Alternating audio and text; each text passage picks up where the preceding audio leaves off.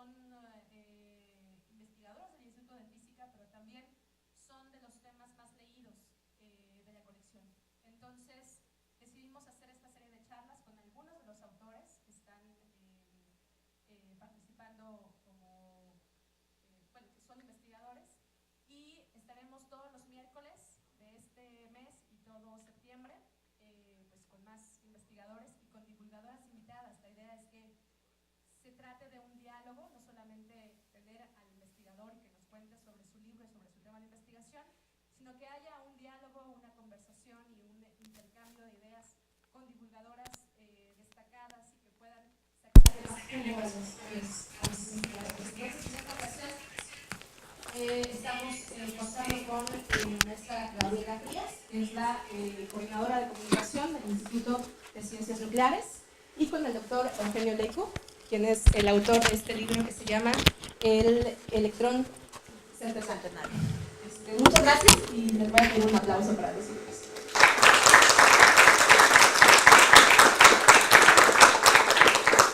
Hola, buenas tardes a todos. Pues de nuevo, bienvenidos. Muchas gracias a Leida por la invitación y también al Fondo de Cultura Económica. Encantados de colaborar con ustedes siempre y yo de venir al instituto vecino.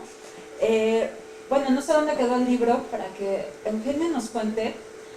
Bueno, no sé si ustedes saben, pero Eugenio Leico, aparte de ser un investigador muy importante en México, es un investigador muy importante en China. Él tiene ascendencia china, pero además tiene un contacto muy cercano con el país. Entonces, cuando yo empecé a leer el libro, me intrigó esta imagen que ustedes estaban viendo.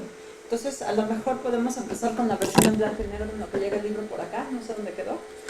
Que Eugenio nos explique quién hizo esta imagen y qué tiene que ver con el libro del electrón centenario. Bueno, esta es una versión bicultural de la historia de Benjamin Franklin, cuando capturó el rayo. Y desde luego los protagonistas de esta historia son Benjamin Franklin, o quien se anime a volar un papalote con pararrayo, ¿verdad? Y ahorita pueden probar en la lluvia, ¿verdad? Es el momento exacto para empezar a probar las teorías de Franklin. Entonces, los protagonistas son, desde luego, la lluvia, el viento y el pedernal,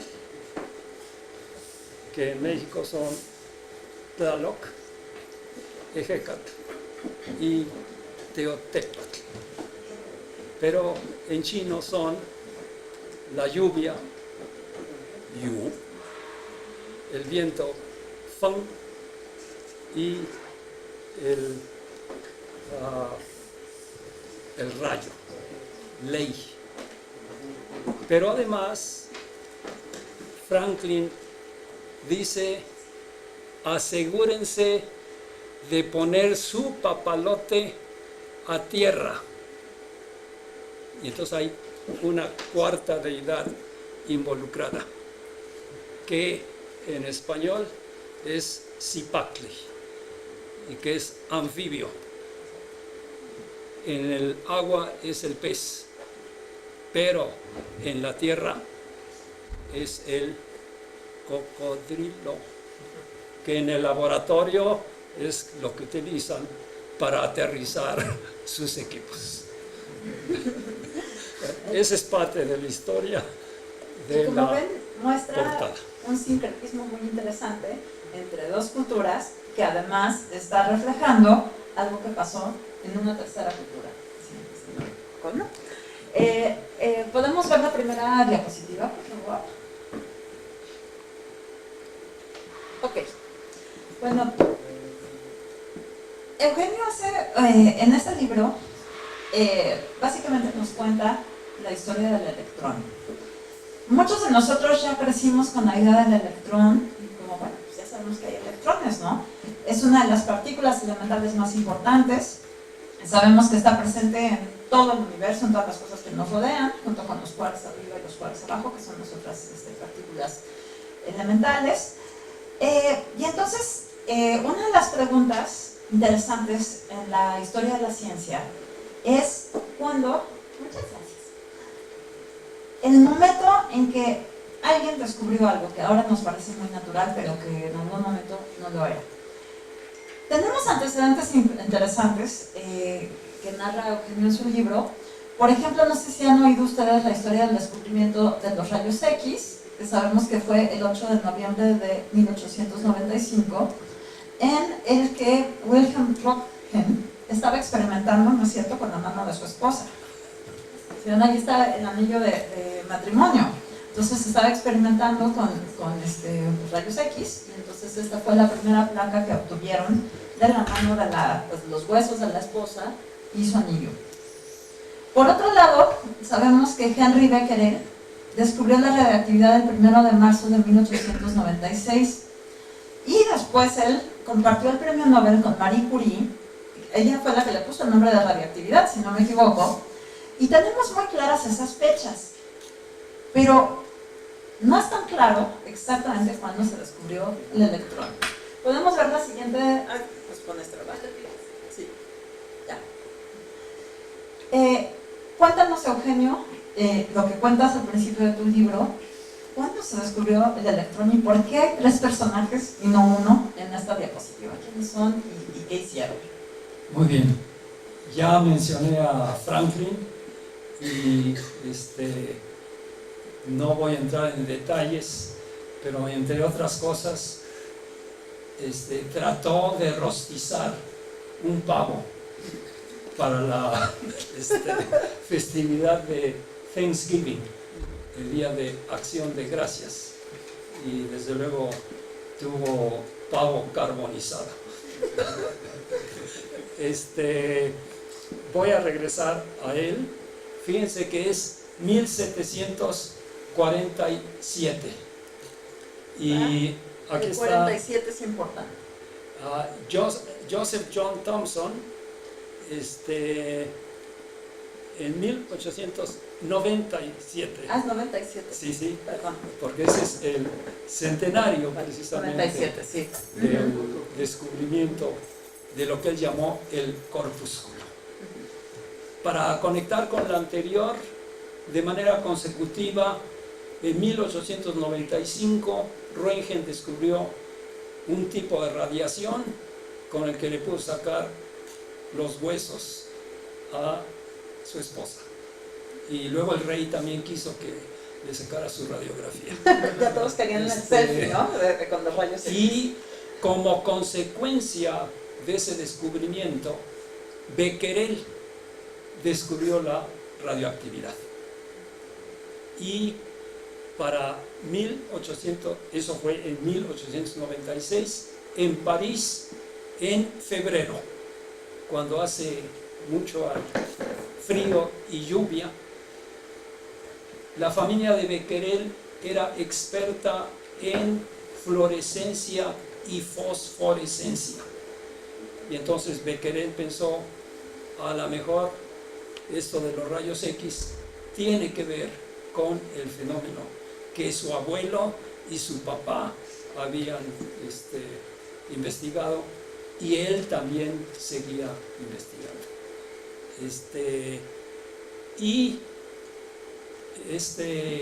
Thomson, para el siguiente año, estudió los rayos catódicos. Los rayos catódicos habían sido estudiados de 50 años antes. Faraday fue de los primeros. Y en conexión con este tubo de rayos catódicos, la pregunta era, ¿los rayos catódicos son partículas o son, en aquel entonces se decía, un fenómeno en el éter, como lo era la luz, o como la gente suponía que era la luz? Y entonces él logró demostrar que estos rayos catódicos son corpúsculos que tienen masa y tienen carga eléctrica, y determinó la razón de la carga a la masa, encontrando que esa razón era como 1000 veces mayor que la de el caso del átomo de hidrógeno, o del ion positivo de hidrógeno. Y a partir de esto, Thomson empezó a reconocer que en diferentes situaciones esta partícula con estas características aparecía de manera repetitiva. Los rayos Becquerel, para conectar con el anterior, que es la radiación emitida de manera espontánea, por lo que él y María Curie y Rutherford llamaron sustancias radioactivas, y una de ellas corresponden también a este corpúsculo, con carga negativa y muy ligeras. Por esa razón, la razón de carga a masa es mucho mayor para el electrón que para el ion de hidrógeno. Entonces, Thomson dio a conocer su resultado en diferentes foros, entre ellos en una revista que se llamaba The Electrician, y en la otra lo dio en la revista Nature, pero ya la formal de revista de física fue hacia fin de ese año. Entonces, definitivamente fue en el 97, Sí. pero había diferentes reportes originales en diferentes revistas. Y bueno, me gustaría que le comentaras al público, algo que también hablas en tu libro, de por qué se publicó, en el momento en que lo publicaste, este libro. Se estaba celebrando un aniversario importante de estas fechas que estamos comentando en este momento. Entonces, ¿qué pasó? Bueno, si tomamos como referencia 1897, Sí, es 97, no 46. para 1947 se estaban celebrando los 50 años del electrón. Pero Millikan, quien había medido la carga del electrón en un experimento famoso que él inició con gotas de agua, pero que después uno de sus colaboradores decidió utilizar gotas de aceite y que resultó mucho más efectivo para llevar a cabo la medición de la carga del electrón. Entonces, Millikan, que era americano, entonces dijo, no, se trata del 200 aniversario del descubrimiento del electrón por Benjamin Franklin. Y a lo mejor dijo que Gabriela lea textualmente. Aquí lo tengo. Sí, sí. Es interesante señalar que en 1947, cuando se celebraba el cincuentenario del descubrimiento del electrón, Millikan publicó una nota en el American Journal of Physics con el título El descubrimiento de Franklin del electrón. En esa nota, Millikan hace la distinción entre el corpúsculo descubierto por Thomson y el electrón propuesto por Stone, como un átomo de electricidad, y sobre los que el lector del presente libro puede ver los detalles en los siguientes capítulos, ¿no? La idea central de la nota es destacar que en investigaciones iniciadas en 1747, Franklin concibió su teoría de la electricidad y describió las propiedades más importantes del átomo eléctrico. Como evidencia documental, cita una carta de Franklin a Collinson, en que incluye 7 párrafos que describen las características de la materia eléctrica. Por razones de espacio, aquí solamente reproducen los primeros 2 párrafos. Entonces, se sigue aquí comentándonos todos los detalles. Y aquí lo que me parece muy interesante es que Millikan pone las cosas en orden. Le da su papel, o sea, su crédito a Franklin, pero también a los otros investigadores. Entonces, eso me pareció a mí muy interesante, porque en la historia de la ciencia, como ustedes saben, muchas veces queda la narración de que alguien hizo algo y no toman en cuenta a los demás que también participaron, ¿no? Oye, Eugenio, y cuando tú escribiste el libro, entonces empezaste dando pláticas sobre el tema porque te pareció interesantísimo y después poco a poco fuiste armando un libro que yo les quiero contar que es un libro increíblemente bien documentado, con muchísimos detalles, de anécdotas, con muchos detalles acerca de cada uno de los descubrimientos que tienen que ver con esta historia del electrón. Entonces, ¿cómo fue escribir este libro? Fue una labor titánica, me imagino. Bueno, debo de dar a conocer que cuando ingresé como catedrático aquí en la UNAM, en la Facultad de Ciencias, me pidieron que diera el curso de física moderna avanzada. El profesor don Juan de Oyarzábal, que le da el nombre a esta biblioteca, era el secretario académico de la facultad. Entonces me dijo, nadie quiere dar ese curso. Todo el mundo quiere dar mecánica cuántica. Yo también quería dar mecánica cuántica. Pero me dijo, ¿te lo ofrecemos? ¿Quieres darlo? Yo dije, sí, está bien.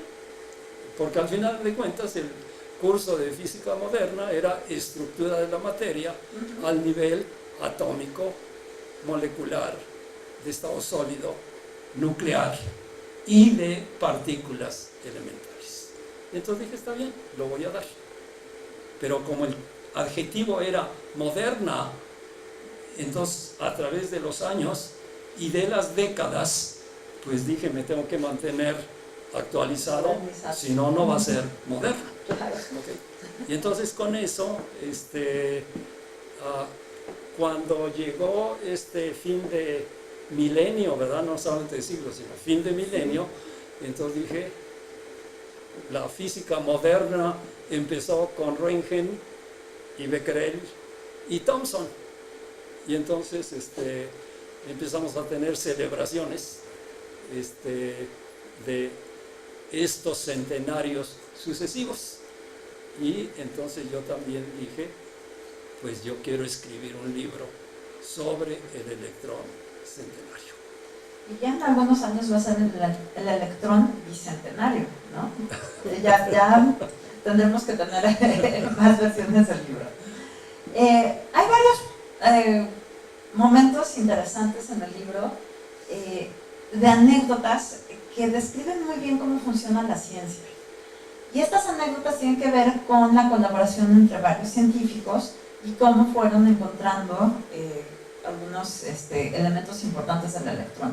Uno de ellos es el spin. El otro día Alberto Guijosa, que es físico del Instituto de Ciencias Nucleares, estaba explicando el spin y dijo, es que el spin del electrón es como el movimiento de un trompo, pero con un ángulo definido, ¿no? ¿Estás de acuerdo con esa analogía?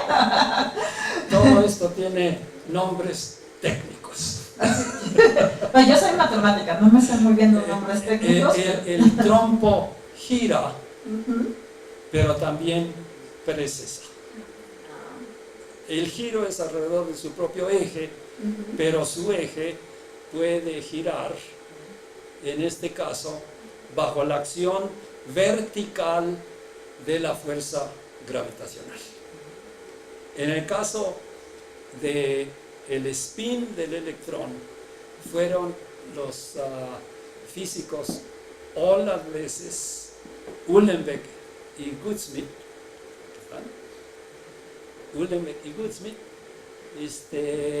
que propusieron la hipótesis del propusieron spin, ¿no? La hipótesis del spin. Pero no fue una cosa que todo el mundo dijera inmediatamente, sí, les creemos que esto existe, ¿verdad? 6 meses antes lo había dicho Kronig y se lo platicó a Pauli y a Heisenberg y le dijeron, pero te falta el 2.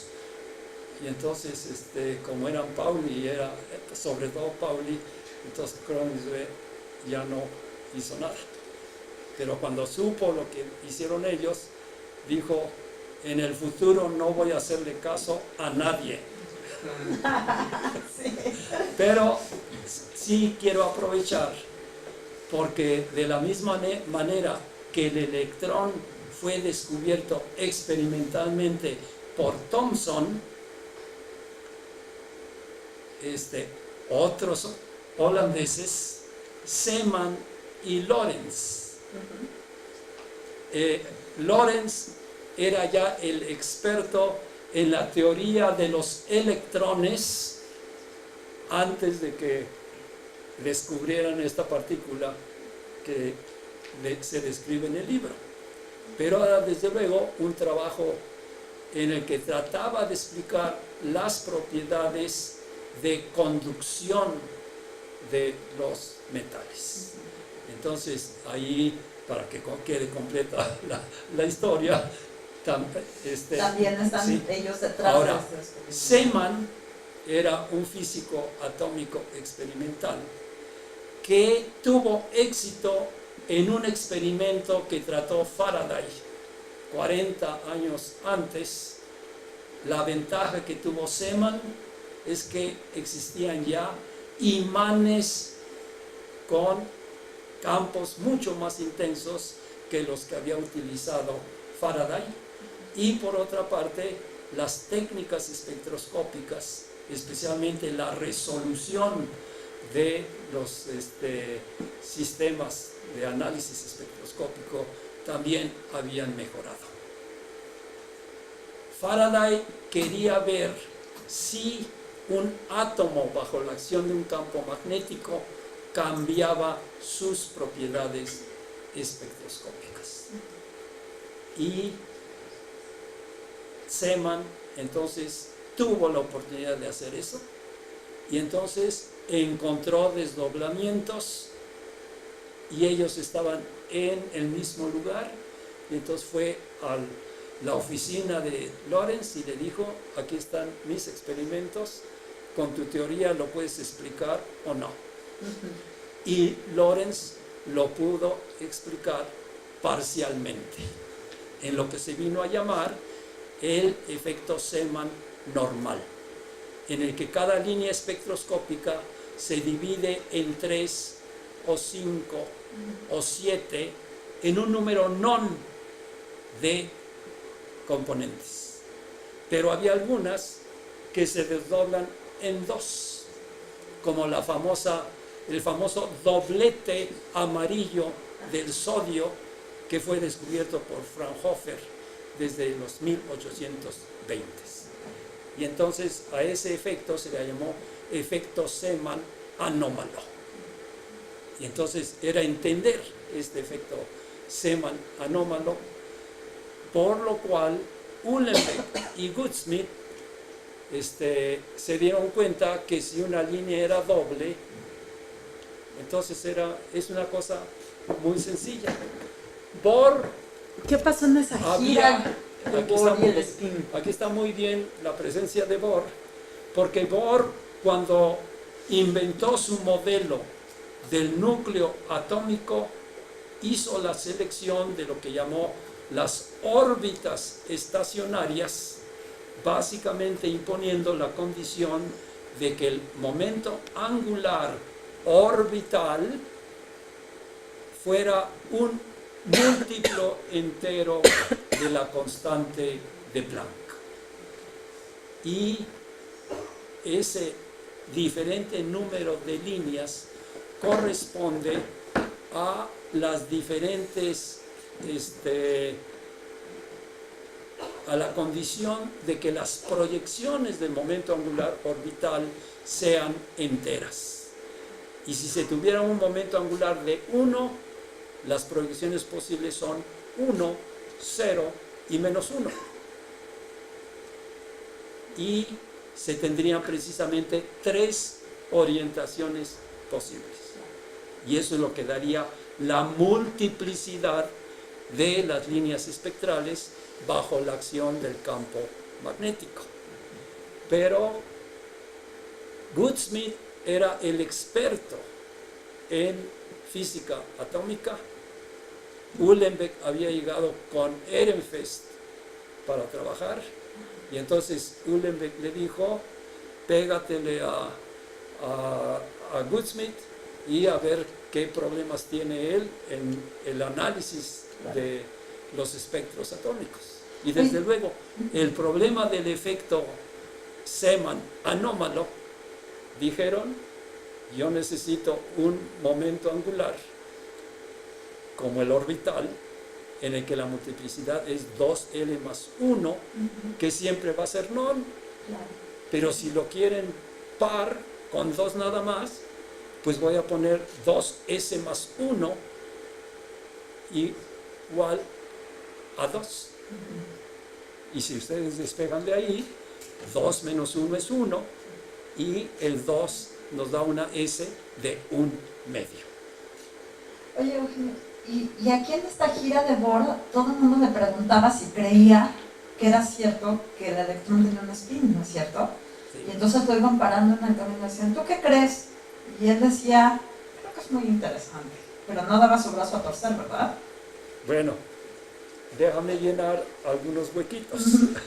Uno de ellos es que precisamente Uhlenbeck dijo, pues yo propongo que el electrón tenga un momento angular de 1 medio.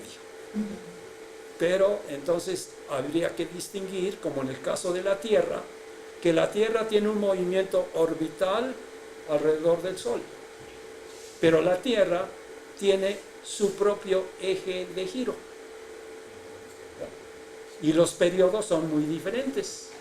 La de esta es 1 año, pero sobre su propio eje es de 1 día.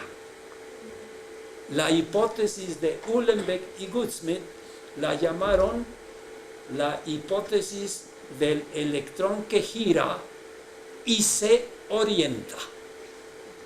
Se orienta en un campo magnético. O sea, no solamente es como un trompo, sino que es como un imán. ¿Okay? Y entonces va a poder precisamente hacer los movimientos del trompo, pero también las precisiones en diferentes direcciones. ¿Okay? Bueno, pues entonces cuando le llevaron eso a Ehrenfest y podían explicar ciertos espectros precisamente anómalos, entonces digo, pues ya escríbanlo y yo lo leo y se los mando. Lo escribieron, lo dio Ehrenfest, le pareció bien y lo mandó. Pero dijo también, y le vamos a preguntar a Herr Profesor Lorenz su opinión. Y entonces está bien, y le dijo a Uhlenbeck, que era el estudiante de doctorado, pues ve a ver al profesor Lorenz y a ver qué te dice. Entonces Uhlenbeck fue y entonces Lorenz tomó nota de lo que le decía y le dijo, déjame analizarlo y yo te aviso para que regreses. Y bueno, entonces cuando regresó, Lorenz tenía un montón de cálculos que había hecho y le dijo, si lo que ustedes están diciendo fuera cierto, en la periferia del electrón necesitaría tener una velocidad mayor que la de la luz. Entonces esto no es consistente con la relatividad ni con la idea de que el electrón gira. Y entonces Uhlenbeck regresó muy apachurrado y le fue a decir a Ehrenfest, mejor retire la publicación de lo que mandamos. Dice, ya está aceptado y ya va a salir. Y les dijo, ustedes son suficientemente jóvenes, que entonces no se preocupen. Si está mal, nadie se va a dar cuenta. Pero si está bien, ya lo hicieron. Bueno, entonces, cuando salió publicado, Heisenberg le escribió a Goudsmit y le dijo, ¿qué pasó con el factor de 2? Y entonces lo discutió con Uhlenbeck y dijo, ¿cuál factor de 2? Ahora, para estas alturas se estaba preparando la celebración de los 50 años de doctorado de Lorentz en el lugar donde estaba Ehrenfest. Y Einstein visitaba a Ehrenfest de manera regular. Y entonces, desde luego, Bohr estaba invitado y Bohr pasó por a Hamburgo y vio a Pauli y estaba de visita a Heisenberg y fueron a verlo en la estación y le preguntaron ¿cuál es tu opinión sobre esta hipótesis del electrón que gira y que se orienta? Y decían que Bohr era muy cortés y nunca decía está mal. O se comprometía para decir está bien. Y entonces decía es muy interesante. Cuando viajó de Hamburgo a donde estaba el festejo para Lorentz, fueron Einstein y Ehrenfest a recibirlo en la estación. Y entonces lo primero que preguntó Bohr fue ¿y qué opinan ustedes de esta hipótesis? Y entonces Ehrenfest le dijo Uhlenbeck y Goudsmit ya platicaron con Alberto y Alberto piensa que es una cuestión de efecto relativista. Entonces el 2 que mencionan yo creo que se va a resolver, y las objeciones que pone Lorentz mismo son objeciones clásicas y ahorita estamos tratando de construir la mecánica cuántica, entonces tampoco vamos a preocuparnos por esa parte. Bueno, Ehrenfest le había dicho a Uhlenbeck y Goudsmit cuando venga Bohr platíquenle lo que están haciendo y a ver qué les dice. Entonces platicaron y entonces ya le dijeron ya lo aplicamos a otros sistemas y también funciona. La primera la habían enviado a la revista holandesa, entonces creo que también por eso Ehrenfest dijo no nos van a tomar en cuenta, y Bohr dijo escríbanlo pero mándenlo a la revista inglesa. Pues ya, así lo hicieron. Y después del festejo de los 50 años, Bohr dijo, yo ya soy un profeta de la hipótesis del electrón que gira y se orienta. Pero cuando llegó para visitar a Heisenberg y después a Pauli sobre todo, Pauli dijo, otra herejía de Copenhague. Yo creo que esto, sí, justo. podría yo agregar, en diciembre le llegó un postdoc a Bohr en su instituto en Copenhague, que era Thomas de Inglaterra, y entonces le dijo que quería un tema para investigar, y entonces Bohr dice, mira, en esto falta un 2, a ver si puedes encontrarlo. Para febrero ya escribió el artículo en que dio la explicación, porque las transformaciones entre campos eléctricos y magnéticos por efecto de movimiento relativo son bien conocidos para relatividad especial, cuando los movimientos son con velocidad constante, lineal. Pero el electrón es el que está girando alrededor del núcleo. Entonces hay que tomar en cuenta ese movimiento que ya no es lineal, y le aparece el factor del medio que le había faltado a Uhlenbeck y a Goudsmit y también a Kronig desde el año anterior. Y esta es una de muchas historias que tenemos en el libro, en el que hay protagonistas y el debate científico acerca de las propiedades y cómo se va, es muy bonito ver cómo se va armando la ciencia alrededor de un tema tan interesante. Iba a hablar de la dualidad onda-partícula, pero preferiría que nos pasáramos a una parte más adelante porque se nos va a acabar el tiempo. Sí. Y es que yo le pregunté a Eugenio, cuando estuvimos platicando antes de esta mesa, ¿qué creía que había cambiado? ¿Cómo había avanzado la ciencia? Digo, ya vivimos, después de que se escribió este libro, pues se inició los experimentos del colisionador de hadrones, ha habido muchísimos avances.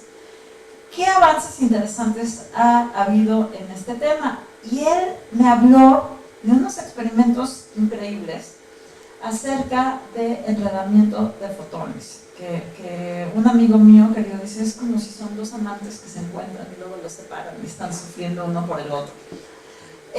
Al principio, en los experimentos, los fotones se separaban en unas distancias relativamente cortas. Y este año se anunció que los científicos chinos, si regresamos a China otra vez, consiguen un entrelazamiento de fotones entre dos estaciones terrestres separadas por nada menos que 1200 kilómetros, con ayuda de un satélite, usando un satélite Nicius. Pero esto es el final de una historia, porque tú me habías comentado acerca de al menos 2 experimentos más previos a este, bueno, que fueron muy interesantes.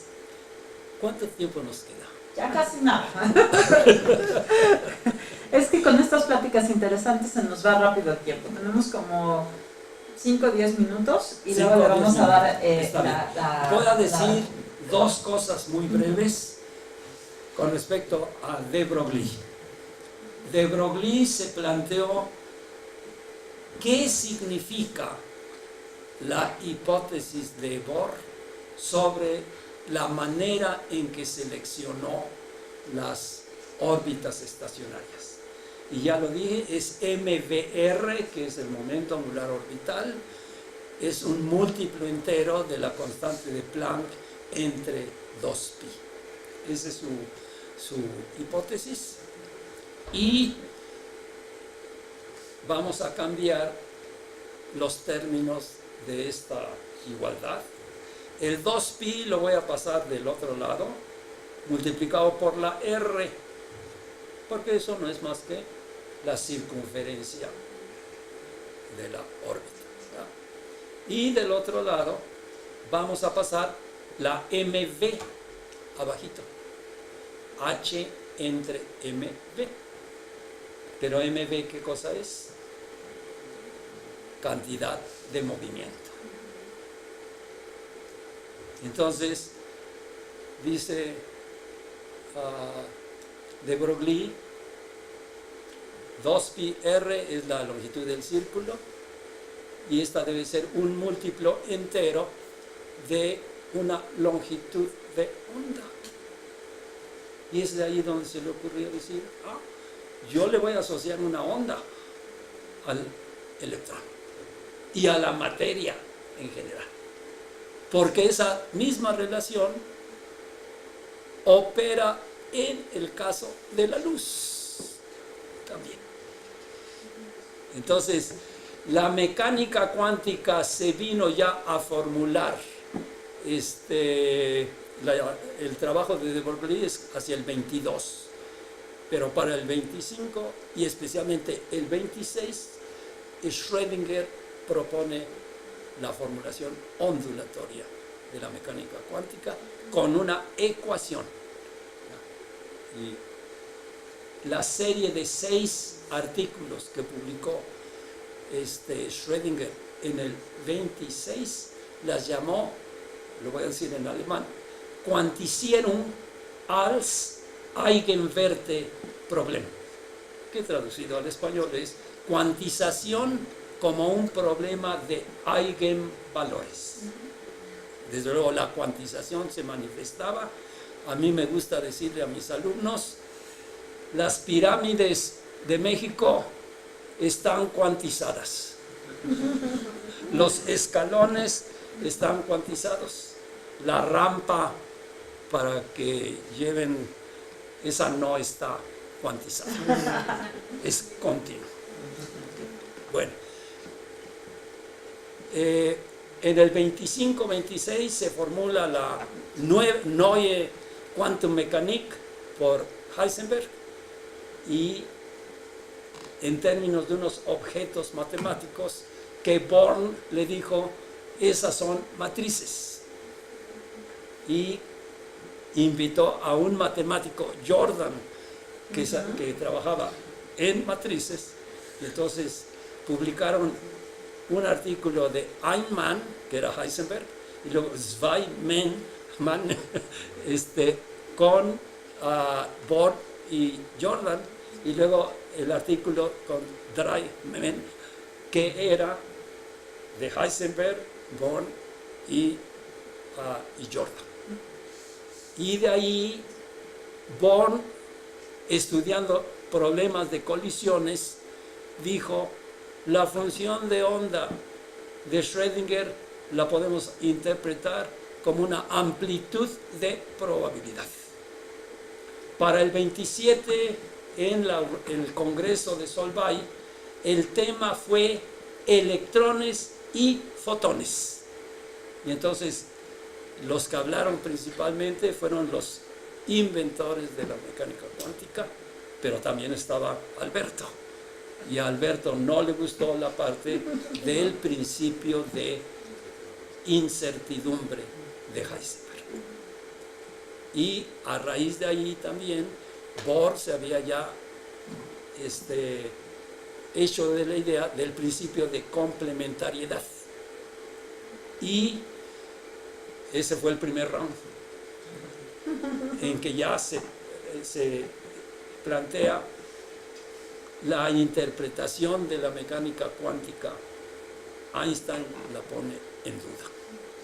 Para el 35, Einstein, Podolsky y Rosen publican un artículo que se llama ¿Es completa la descripción cuántica de la realidad física? Con la implicación de que no, y argumentando de que no puede ser una teoría completa. Bohr escribe un artículo con exactamente el mismo título y da los argumentos para decir si es completa. Entonces, ese debate se ha extendido por el resto del milenio y, desde luego, en los 17 años que llevamos. Sin embargo, en paralelo al debate ha habido experimentos. Entonces, ahora sí, ya estamos en esta última parte. Este experimento, a mí me gusta llamarlo, es un experimento de tercera generación, porque el primero se llevó a cabo a partir de 82, y un par de años antes de la publicación de este otro libro, también del Fondo de Cultura Económica, con motivo de los 200 años 100 años del nacimiento de Bohr. Y en la última, fueron 4 mesas redondas, y la última fue precisamente sobre la interpretación de la mecánica cuántica, que fue moderada por Leopoldo García Colín, y también con la participación de Octavio Obregón y de Pierre Melo, y en el que discutieron la primera generación de esos experimentos. Schrödinger terció en el debate entre Bohr y Einstein, y se inventó lo que se llama el gato de Schrödinger, y que técnicamente son estados correlacionados con 2 componentes. En el caso del ejemplo de Schrödinger, que puso para exagerar lo irrazonable que es la mecánica cuántica, tiene un gato y un núcleo, digamos, de uranio, que puede decaer emitiendo un rayo alfa. Entonces, un estado es gato vivo con núcleo radioactivo de uranio. Y el otro estado posible es gato muerto, porque el uranio ya se transformó en torio, emitiendo una partícula alfa que a la hora de ser detectada, la señal de detección se utiliza para liberar un martillo que rompe un frasco con cianuro. Y el cianuro es el que mata al gato. Y entonces dice, este es un estado de superposición, gato vivo, gato muerto. Entonces, los gatos de a de veras, o viven o ya están muertos, ¿no? Bueno, me corre película, en 82, Aspect, en la École Normale Supérieure en París, hizo el primer experimento de producir 2 fotones enredados, y él disponía de un laboratorio en el que podía ir uno 8 metros para allá y el otro 8 metros para acá, y corroboraron que las correlaciones que predice la mecánica cuántica se las podían palomear.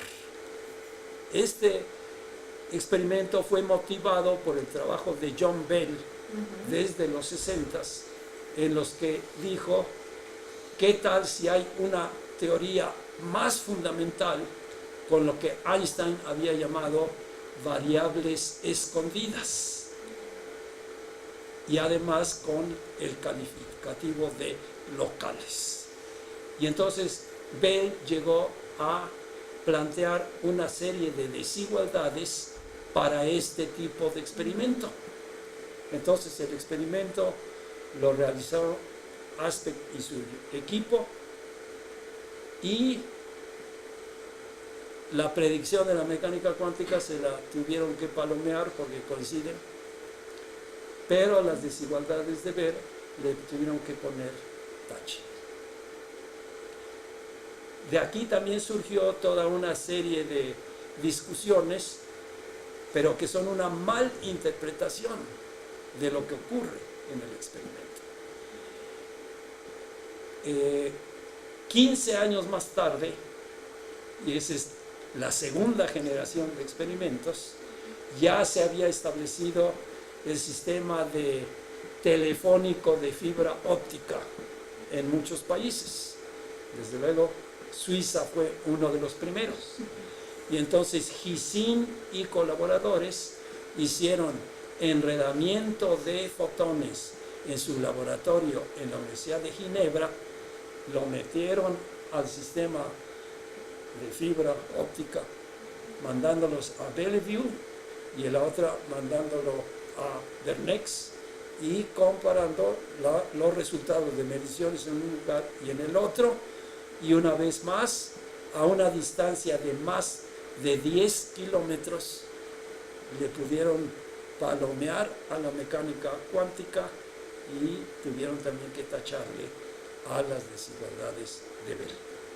Y esta es la tercera generación, porque en este experimento lo que hicieron fue mandar este satélite a órbita desde hace un año, y en el satélite hacen pasar luz verde que se convierte en luz de mayor longitud de onda, y uno va a dar al observatorio de Nanshan en el noroeste de China, y el otro a Lijiang en Yunnan, la provincia vecina a Vietnam. Y entonces ahí están y el otro es el de Telingha. Entonces de las se espera que eventualmente puedan hacer este tipo de enredamiento y detectarlo entre Nanshan y Lijiang, que van a ser sobre 2.400 kilómetros. Entonces, ahorita han reportado solamente entre 2 de las estaciones y nuevamente le palomean a la mecánica cuántica y le tienen que tachar a las desigualdades de Bell. Creo yo que con eso a lo mejor ya completamos. Pues sí, Para ya que se nos haya acabó el preguntas. tiempo, sí, entonces pues podríamos seguir hablando con Eugenio siempre. No, cuando hablamos por teléfono dejamos muchas cosas en el tintero todavía, no habíamos pensado en hablar de más cosas, pero bueno, les damos la palabra a ustedes, no sé si tienen preguntas, dudas, comentarios.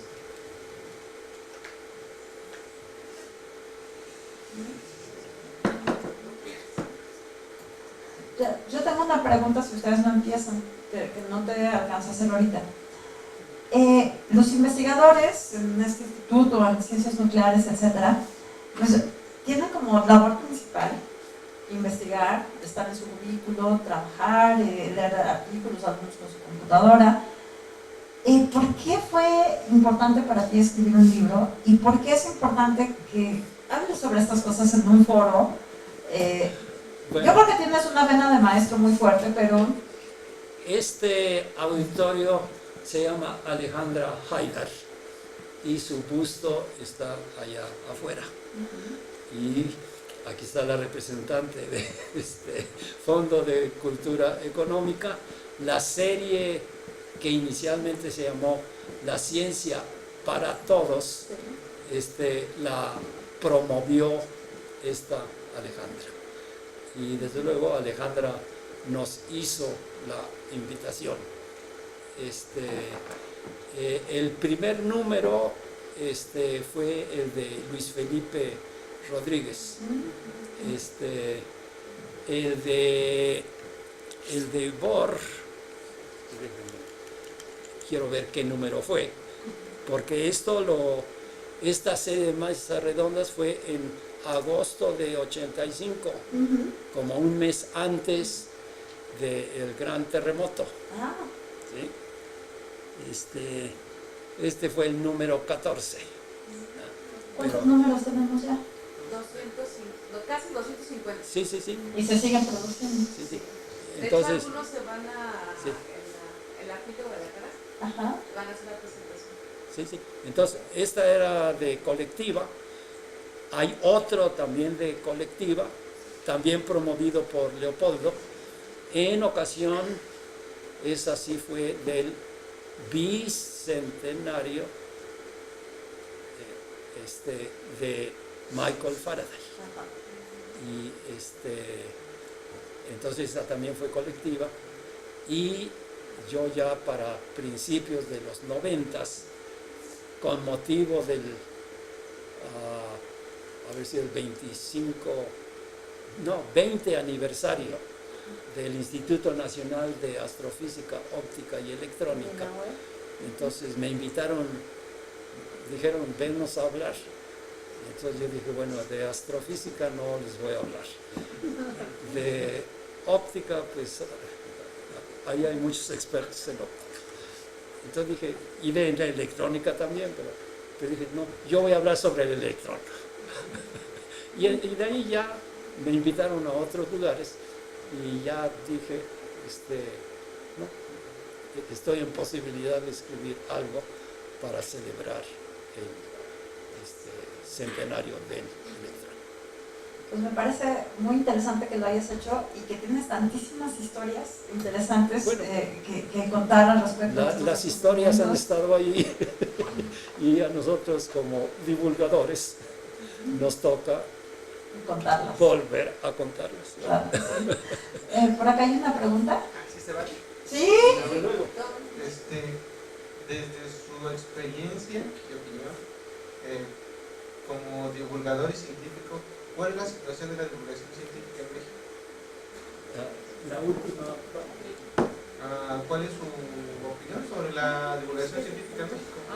No, bueno, yo creo que la divulgación para mí cae dentro del terreno de educación al final de cuentas. Entonces, como trabajamos en esta Universidad Nacional Autónoma de México, aquí nos dicen las tareas sustantivas son las de investigación, enseñanza y como que la ponen en un capítulo aparte de divulgación. Entonces, desde hace mucho tiempo he recibido invitaciones de los diferentes niveles. Si ven aquí, cuando estaba yo terminando de escribir este libro, fue el aniversario de mi escuela primaria, José María La Fragua, en Puebla, y me invitaron para que fuera a hablar, y entonces quise hablar del centenario del Electra. Entonces, de manera natural me han invitado a hablar a diferentes públicos. Desde luego, antier celebramos fue el fin de semana, celebramos a Jorge Flores como parte de la divulgación. Y desde luego Jorge, cuando arrancó lo de Domingos en la Ciencia, también nos invitó. De hecho, la primera conferencia que fui a dar allá, yo escogí sí un tema de óptica, pero específicamente de fibra óptica, porque ya se veía venir que la fibra óptica iba a sustituir todas las instalaciones de cobre, que se roban las dos de todas maneras. Entonces, sí me ha tocado con públicos muy diferentes. Y es una cosa muy interesante.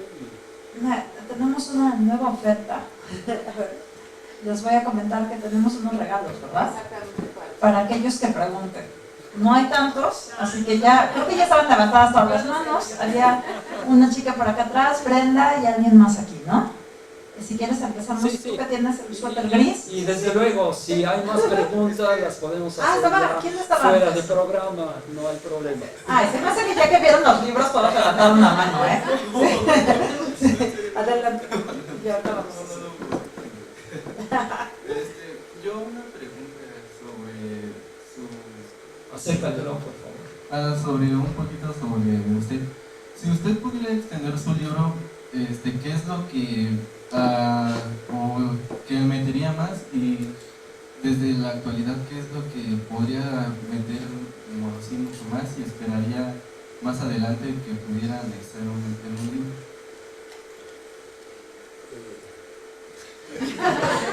Otra vez.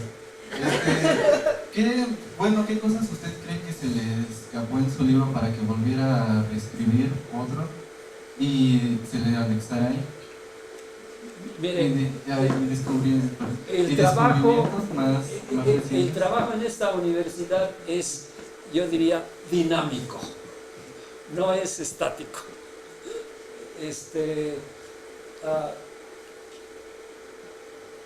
A mí me llegan preguntas de gente de diferentes lugares.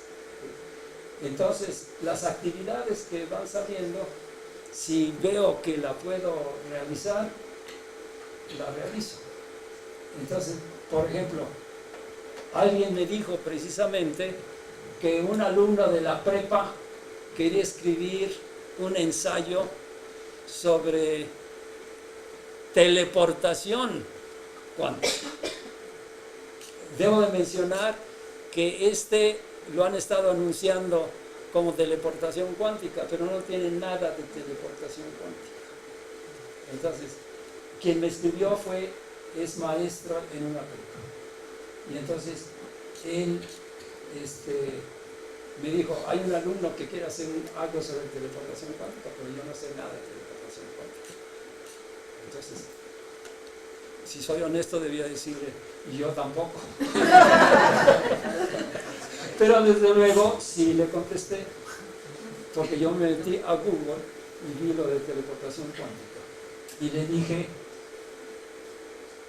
ve los del NIST, el National Institute of Standards and Technology, porque esos son confiables.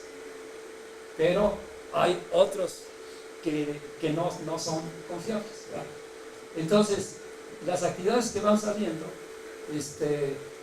algunas las puedo contestar o puedo ayudar, otras no. Entonces, hay quien nos... La semana pasada estaba una colega de visita aquí y me dice, me acaban de escribir de España que vieron este artículo y quieren que lo transformemos en libro. Entonces le dije, bueno, le voy a pasar esto a la coautora, porque yo ahí no fui el autor principal, y que ella decida. Ahora, ese tipo de peticiones nos van saliendo con frecuencia, ¿verdad? Y a veces nosotros mismos tenemos la motivación y la temática correspondiente y quisiéramos escribirlo, pero a veces no se puede. Yo tenía uno contemplado, que sería la secuela de que era el cuanto de luz centenario, ¿sí? Para el 2000, pero vino la huelga.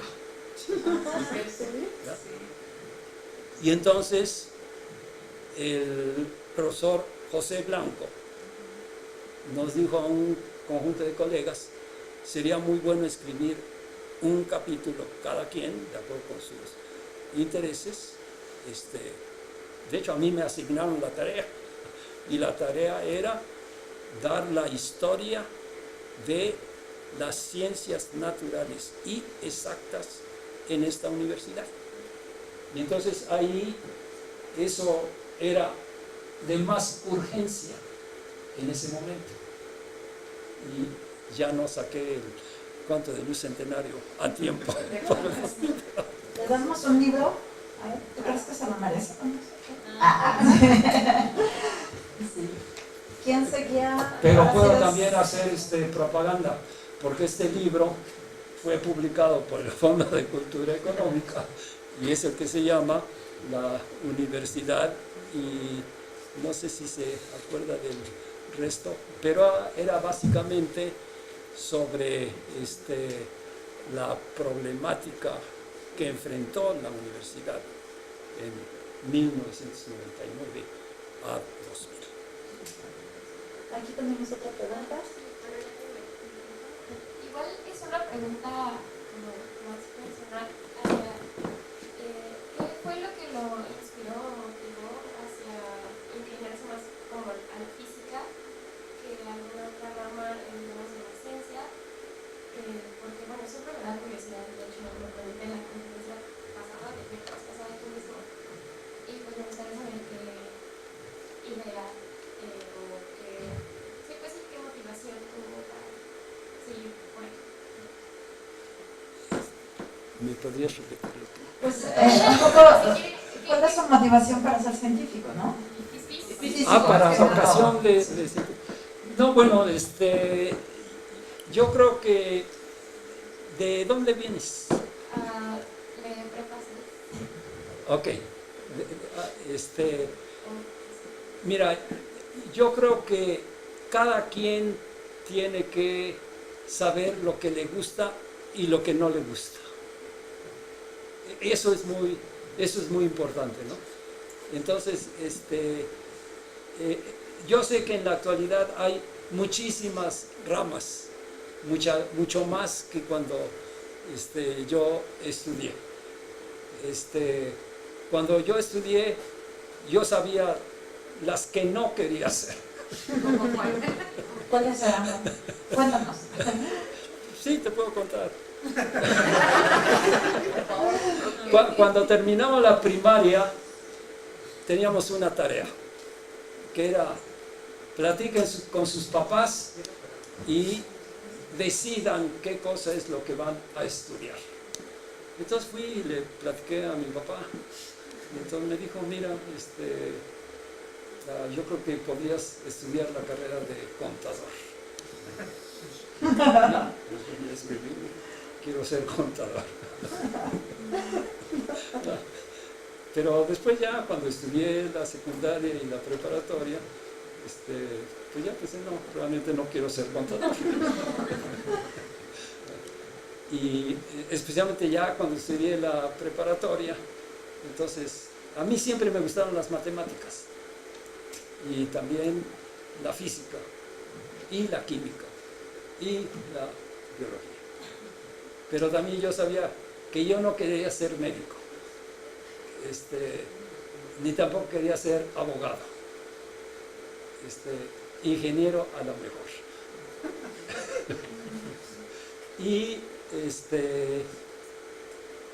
la Universidad de Puebla es la segunda universidad de todo el país en que hubo carrera de física. Esta se inició en 1951 en Puebla. Y yo estaba en la secundaria 51 a 53 y en la prepa 54-55. Entonces, para el 56 es cuando tuve que decidir a qué carrera me iba a meter. Y entonces, uno de los profesores fundadores de la Escuela de Físico-Matemáticas, tuve la oportunidad de platicar con él. Y entonces ya me platicó que la física era muy importante, etc. Y entonces empecé a considerar. De hecho, esto fue en diciembre y yo tenía que decidir en febrero. Desde luego, en aquel entonces, supongo de había, creo que 4 físicos que habían egresado de la carrera en Puebla. Y de hecho, todos ellos, uno de ellos ya había tenido una carrera anterior, porque él fue químico y ya había sido director de la carrera de química y fue que decidió que iba a estudiar física. Entonces agregó la carrera de física. Otra alumna que el maestro Greff calificó de la física más bella de todo México. ella solamente estudió esta carrera y los otros 2 estudiaron tanto física como ingeniero civil, porque no sabíamos si cuando termináramos íbamos a poder conseguir trabajo o no. Entonces, yo también decidí empezar la carrera de físico y de ingeniero civil. Cuando terminé de físico, me invitaron a trabajar y entonces ya tuve que dejar la carrera de ingeniería. Entonces, yo creo que tú misma debes de saber lo que sí te gusta y lo que no te gusta, porque es preferible que trabajes en algo que te gusta y no en algo en el que estés sufriendo. ¿Sí? No sé si eso te ayuda o no te ayuda. Desde luego también puedes venir a actividades como esto y saber en qué consiste el trabajo o algunas de las cosas que hacen los que son de esa profesión. Y estoy seguro que cuando llegue el momento vas a tener las bases para decidir si esto es lo que quiero hacer. O sea, sí sé que quiero, pero nada más ya como Sí, bueno, hay gente que vienen, hay diferentes programas que tienen la misma universidad, los mismos institutos. A mí me han llegado colegas de nivel de prepa, en los que alguno de ellos le dije, bueno, lee este libro. Y simplemente estuvo aquí y platicábamos lo que había leído y le aclaraba las cosas que no había entendido, etc. Esos también se los recomiendo a mis alumnos en mis clases. De hecho, Eugenio tiene razón, acércate a los institutos. Aquí está también Brenda Arias, el Instituto de Astronomía, que va a dirigir uno de los siguientes debates.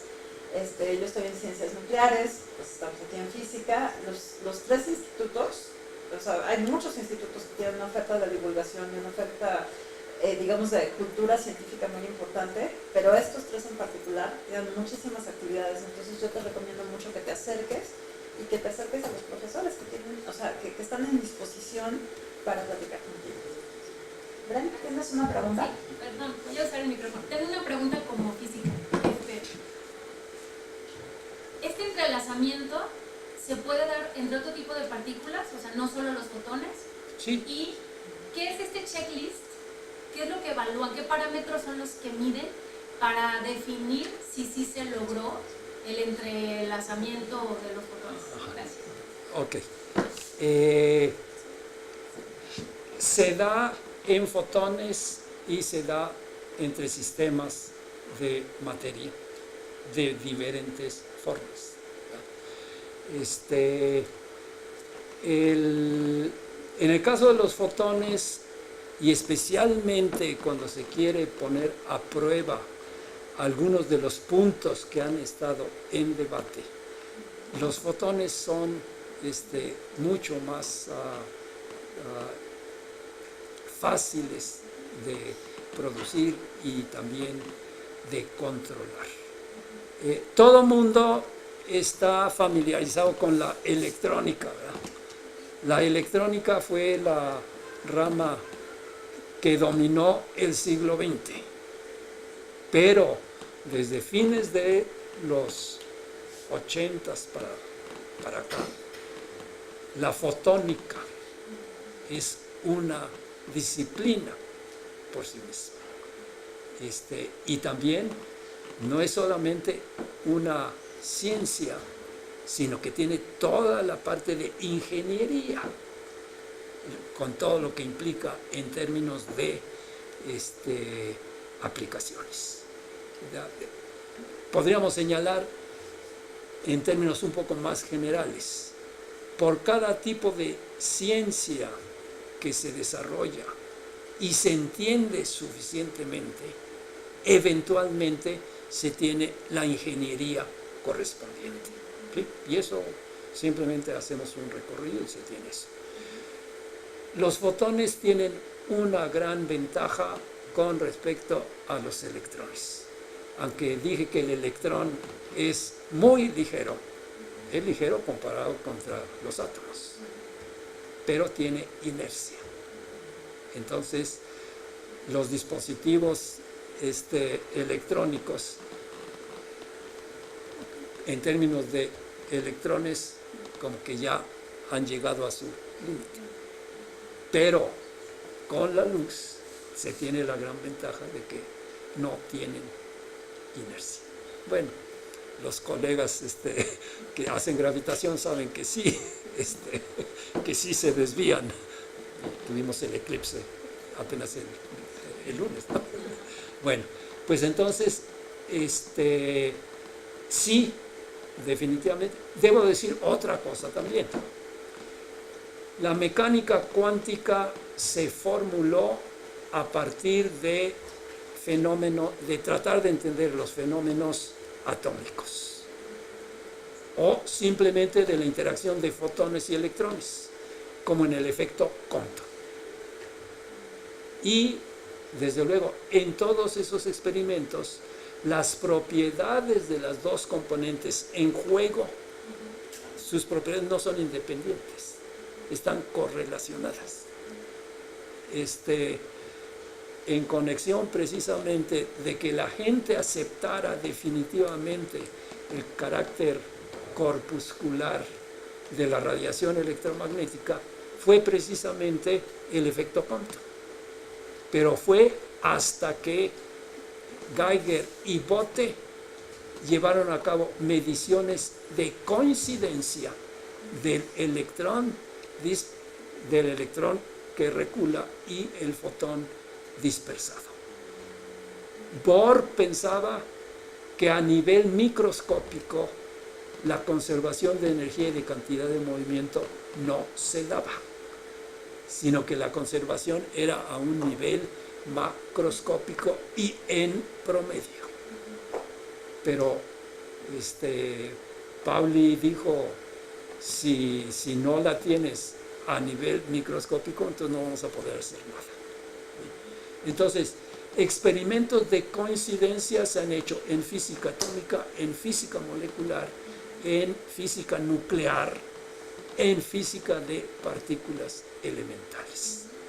¿Sí? Son experimentos en los que tienes que detectar todo lo que sale, cada una de todas las partículas, y están correlacionadas entre sí.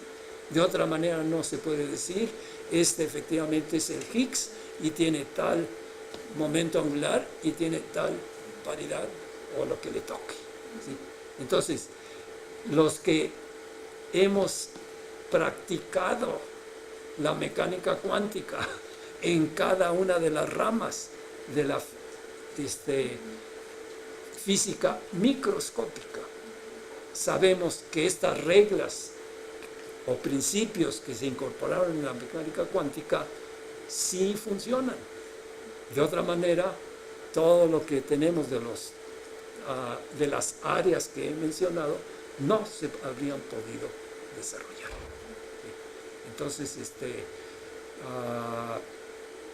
en términos ya concretos, hace como un mes me pidieron arbitrar un trabajo, que al principio mi reacción fue, como es de enredamiento, realmente no debía yo de hacerlo. Y ya tenía identificada a una colega de este mismo instituto, porque ella es la experta en enredamiento. Pero cuando ya vi de qué se trataba, era realmente de física atómica. Entonces, le puedo explicar el experimento. El experimento es un experimento de fotodisociación de una molécula de hidrógeno. Entonces la molécula se disocia en dos átomos de hidrógeno, ambos en el estado excitado 2p, un medio, 2p, un medio, 2p, un medio. Y entonces de lo que se trata es precisamente de establecer si están enredados o no están enredados. Y resulta que había dos conjuntos de experimentos de reacciones de fotodisociación. Una realizada en Japón desde hace ya unos 4 o 5 años y otro más reciente realizado en Bélgica. Los de Japón dijeron, nosotros logramos enredamiento. Y los de Bélgica dicen, nosotros hemos hecho pruebas adicionales y no encontramos enredamiento. Entonces, el autor del artículo que me pidieron a mí arbitrar ya había dado la explicación de la discrepancia entre esos dos experimentos, reconociendo que hay un mecanismo que estaba predicho desde los 90s por Yu y Everly, que se llama desenredamiento por decaimiento. Entonces, en un caso, uno de los átomos emite la luz, básicamente, por la desexcitación. Pero en ese momento, el desenredamiento se desaparece. Y entonces, este autor lo que hizo fue reanalizar los dos experimentos y decir, con esto, por una parte, cada experimento está estudiando cosas diferentes, pero por primera vez esto viene a ser una prueba de ese efecto que estaba predicho, pero nadie había observado. Entonces, sí, definitivamente, y supongo hay muchos más experimentos que han sido con materia que con fotones exclusivamente. ¿Me damos su libro, ya? Yo lo cedo porque tengo este libro desde hace 15 años. Ah, ¿cuál es? Siempre no. Pensé que era el Electrón Centenario. Ok, muchísimas gracias. Por aquí había otra pregunta. Había una chica por atrás que tenía una pregunta y luego alguien más. ¿O? Pues yo con una más y ya. A ver. Hola, yo tengo una pregunta respecto a también esta parte del experimento que estaban haciendo con el entrelazamiento. Yo quisiera saber cuál opina usted que serían las aplicaciones para estos pequeños descubrimientos que se han dado y no sé, como si aún nos falta como mucho por recorrer o si esto ya es de las cosas más importantes que vamos a tener. Mira, por ejemplo, en conexión con el spin del electrón y lo que se llama su momento magnético, desde que se conocieron esas propiedades, se desarrolló una técnica que se llama de resonancia electrónica paramagnética, la cual tiene muchas aplicaciones para el estudio de materiales. Inicialmente era principalmente en sólidos. Y en el caso de los núcleos, se encuentra también que los núcleos tienen un momento angular intrínseco o spin, pero también se comportan como un imán.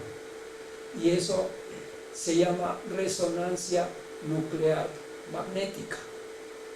Entonces, si vas a alguno de los hospitales, tienen precisamente aplicaciones de diagnóstico con resonancia nuclear magnética.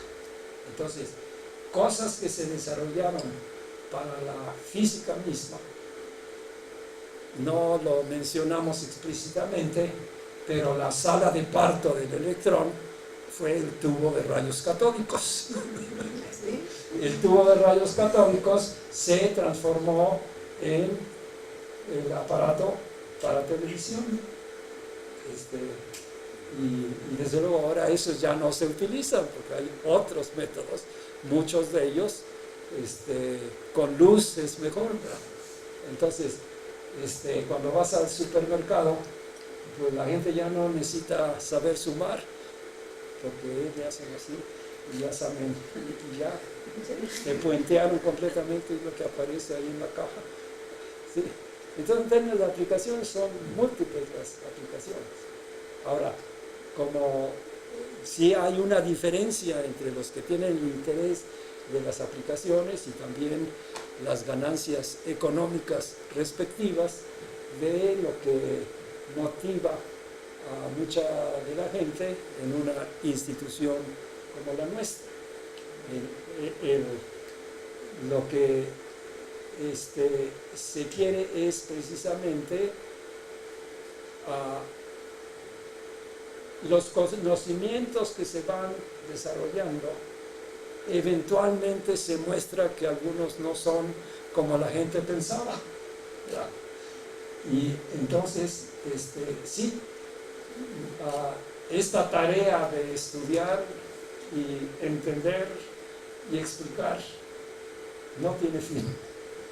Entonces ese tipo de tarea es muy interesante para quienes tengan intereses de ese tipo. Para otros puede ser una tarea aburrida o no interesante, pero en esta universidad tenemos diversidad de disciplinas y también diversidad de intereses. Entonces, sí, es muy importante que cada quien decida en qué terreno es en el que quiere desarrollar su vida profesional. Pues creo que con esta pregunta terminamos esta sesión tan padre. Pues muchísimas gracias. Un aplauso. Muchas por gracias. favor. Vamos a contar al doctor Leiku. Muchas gracias, doctor. Y a Gabriela Pérez del Instituto de Física Nuclear. Muchas gracias. Nos esperamos para la próxima sesión, que va a estar el doctor Hacián y va a estar Claudia Hernández de Dirección General de Divulgación de la Ciencia a la misma hora y en el mismo lugar. Los esperamos. ¿Sobre qué es? ¿Cuál es el Es siguiente el de libro? mecánica cuántica para principiantes. Y bueno, ya saben que es el autor que más libros ha escrito para la ciencia. ¿Cuántos ha escrito? Bueno, ahorita lleva 8 libros. Wow. Los esperamos, por favor.